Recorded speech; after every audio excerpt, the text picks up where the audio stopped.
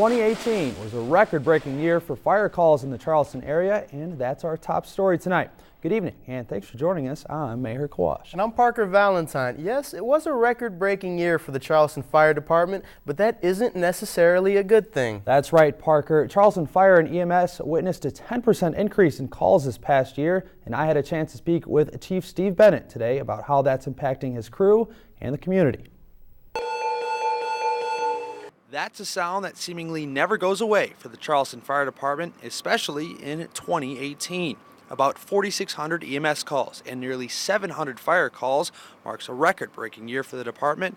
And while that may sound alarming, Steve Bennett says that most calls are routine situations. Our EMS calls, like I said, continue to rise. Probably some of the top calls we go on are falls, mental health calls, breathing difficulties, and chest pains. And I don't see these calls going down anytime soon. Hilltop Skilled Nursing and Rehabilitation Center is a common visit for Charleston EMS, and Director of Business Development Jill Bouchard says reasons for a call could all depend on how restrictive to care a patient is. And you're doing well up here? I do pretty good.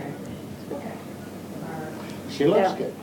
Till I do something and I get called for it. Bouchard says it's ultimately the physician's decision whether emergency assistance is needed, and while the extra help has been needed in nursing homes like Hilltop, Bennett says the actual fire calls have been on the decline, but the record year still impacts the station heavily. Also plays a part in our training. Guys have certain mandatory training they have to do every week, every month, every year, and sometimes it can be difficult to get some of that in because they're constantly getting interrupted by calls, but the guys do a very good job of making sure they get their training completed.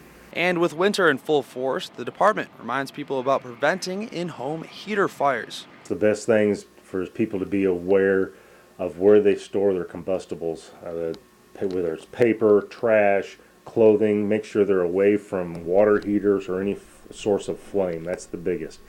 Candles, make sure that if you're not in the room, you blow out the candles.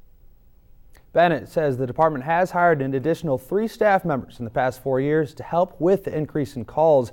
Bennett also says that calls to Mattoon increased slightly last summer when their fire department lost its ambulance services, but those calls have since subsided.